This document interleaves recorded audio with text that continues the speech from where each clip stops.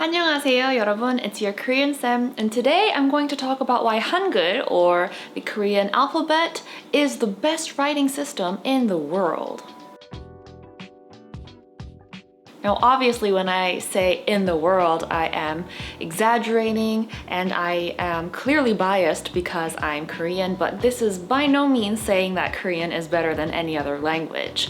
I am simply just going to list the characteristics of Hangul as a writing system and what makes it so unique and special and awesome. So feel free to, go over the points that I share and compare it with your own language, and if you have any interesting tidbits of information, leave them in the comments below. And just in case it's not obvious already, this video isn't going to teach you the actual letters of Hangul, but rather the attributes or the characteristics of Hangul. And hopefully with the facts that I share, you'll have a newfound appreciation for the language, and maybe that'll make Korean a lot more enjoyable to learn.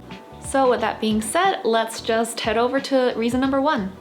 So number one is, I think, the coolest reason why Hangul is the best, and that is that the shape of the consonants actually reflect the place of articulation. And by place of articulation, I mean where in the mouth that sound is actually made. So some of you may have learned this when you first learned Hangul for the first time, but the consonants of Korean stem from 5 main consonants. Every other consonant actually stems from one of these basic consonants. So this letter, mium, it takes on the shape of a closed mouth, indicating that it's a bilabial consonant, or a consonant that's made with the 2 lips touching. From mium, additional strokes are added to create other consonants, such as piup and piup, which are different consonants but are still made with the 2 lips touching.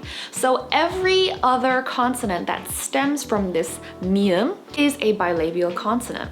This letter, niun, takes on the shape of the alveolar ridge, which is the bump behind your upper teeth. Again, from this, you add extra strokes to create all the other consonants, and all of these consonants that stem from niun, the sounds are made with the tongue touching that same alveolar ridge. So they're all different sounds, but they all have one thing in common, which is the place of articulation, and you can tell just by looking at the shape of the letter itself. Siut takes on the shape of the teeth for consonants that are made by air passing through the teeth. Again, you add extra strokes to create different consonants, but all of these consonants have air passing between the teeth.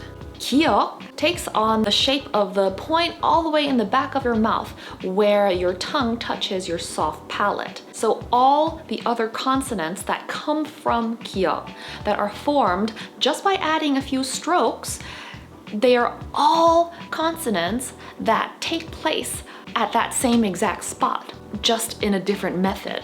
And the last basic consonant, iung, takes on the shape of the throat. So again, the iung and the hyut, which is essentially iung with a couple strokes on top, they all take place in that same throat. So this is a very scientific and logical approach to creating a language. And keep in mind that linguistics was not a very big field of study back in the 1400s when this writing system was invented. And what's even more amazing is that the spoken language existed before the writing. So somebody, broke down all the sounds made in Korean and determined where in the mouth the sound was taking place, and then assigned a shape to it. And there isn't any other writing system that is commonly used like Korean that actually represents the shape of the speech organ. I just found that mind-blowing. So for numbers 2, 3, and 4, if you look at them separately, they're not that big of a deal, but you need to put them together in the end. So for numbers 2, 3, and 4, we're going to talk about different ways in which Korean words can be broken down. So number 2 is that Korean words can be broken down into syllables. The distinction is very clear. So you probably learned this too when you were learning Korean or Hangul for the first time, is that each character in Korean represents one syllable block. This is quite similar to Chinese, whereby one character represents a syllable. But if you think about it, this is something that you cannot find in English. And by the way, all of my comparisons in this video are either to Chinese and English because those are the language that I'm most familiar with. But again, feel free to compare this to your own language as well. So getting back to my point, for English words, you can't really tell where the syllable starts and ends. That's why when you look up a word in the dictionary, they break it down into syllables for you, because just by looking at the sequence of the letters, it's hard to tell. Like, you think it's easy, but that's only because you know the words already. Let's take a look at these two words. So mean, just as its own word, is one syllable, mean. But if you look at the word meander, the same mean is two syllables instead of one. Another example is ion, which is one syllable when it's in a suffix, like, motion or celebration. Like, that shun is one syllable, but when ion is its own word, then it's two syllables. Like, who decides this, So in that sense, Korean is a lot more easier to read because the syllables are nicely packed and broken down for you. And consequently, this also makes it easier to write vertically. So traditionally, both Korean and Chinese were written top to bottom instead of left to right. And this was possible because of this characteristic of one character equaling one syllable block. Number 3. The third characteristic of Hangul is that Korean words can also be broken down into individual letters that each represent a phoneme.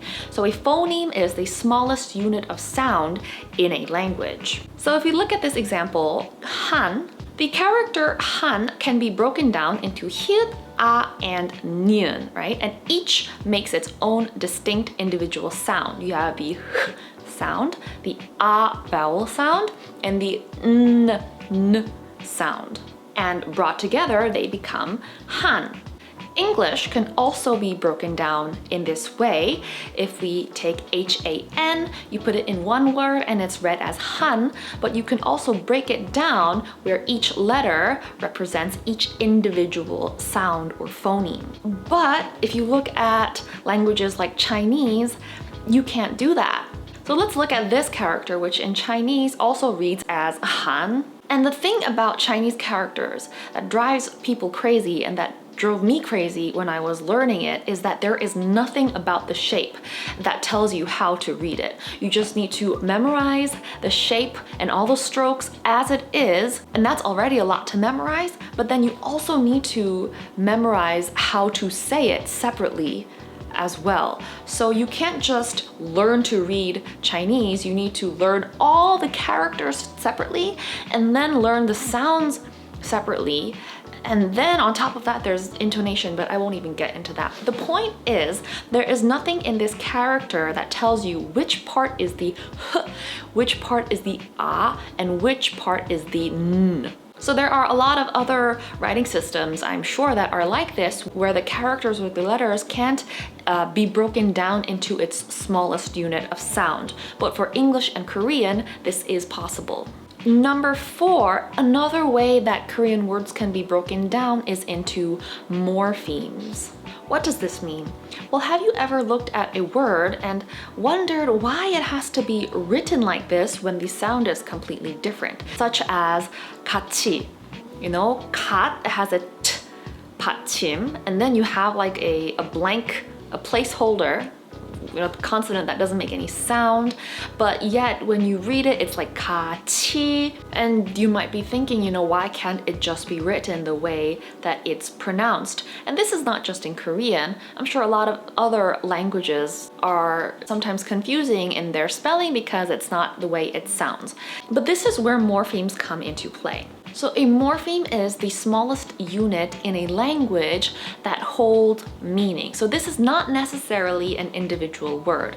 It can be, but it also includes things like prefixes and suffixes and things like that. So if we look at the example replace, you have the affix re, which kind of means again or to do something repeatedly, and then you have place, which is a verb, and then replace comes together to become another word, right? So likewise in Korean, when you look at the word 같이, kat is the verb stem of the descriptive verb 같다, which means to be the same. And 이 is a suffix that is added to make this verb into an adverb. So this kat on its own holds meaning as the verb stem, and 이 also holds meaning in that it changes the verb into an adverb. So if this word were just written as 같이, there would be no way of breaking them down into their individual morphemes. You wouldn't be able to understand how the word was formed just by looking at the spelling. Instead, all the morphemes retain their original form in spelling.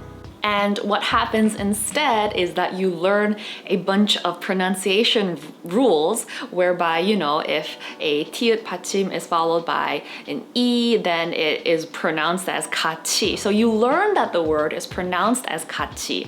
But on paper, when it's spelled out, the morphemes are retained, and actually that helps you understand the meaning of the word better.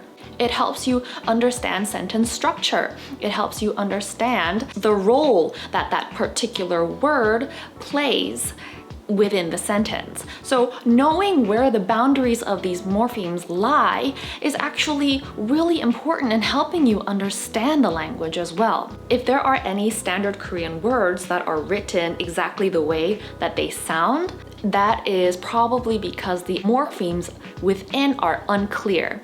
And because it can't be like broken down, then it's allowed to become its own word. But if the word has an etymology, if it has its own individual morphemes and can be broken down, that original morpheme comes first. The fact that all 4 of these characters exist in Hangul is pretty amazing. How many writing systems do you know that are shaped after the place of articulation, can be broken down into syllables and phonemes and morphemes at the same time? I bet it's gonna be really hard to find a writing system that fits all 4 criteria. And then there's reason number 5, which is just the icing on the cake, and it's that Hangul is the only writing system with its own national holiday. Both North Korea and South Korea have a public holiday that celebrates the invention and proclamation of Hangul, the writing system. That's how big a deal it was for Koreans. Before Hangul was invented, we had to borrow our writing system from Chinese, and Chinese is really difficult. And therefore, the literacy rate was really low, and the privilege of being able to read was exclusively limited to the elite. And with the invention of Hangul, now reading and writing in Korean became really, really easy. And today, I think we have like a 98 or 99% literacy rate. And that's all thanks to King Sejong the Great, or Sejongdaewang. So those are 5 reasons why Hangul is the best writing system in the world. Obviously, I don't mean that literally, but these are some reasons why Hangul is pretty amazing. And these are some fun facts that you can share with your friends when you're talking about your Korean language learning journey. I don't think this is, teaching anything new in terms of language, but I think it's something good to know. I found it really interesting while I was reading on this, and I just wanted to share it with you guys. So hope you enjoyed that. If you did, please give this video a thumbs up and subscribe to this channel for more videos on Korean. Then I'll see you in the next one. 다음 영상에서 만나요.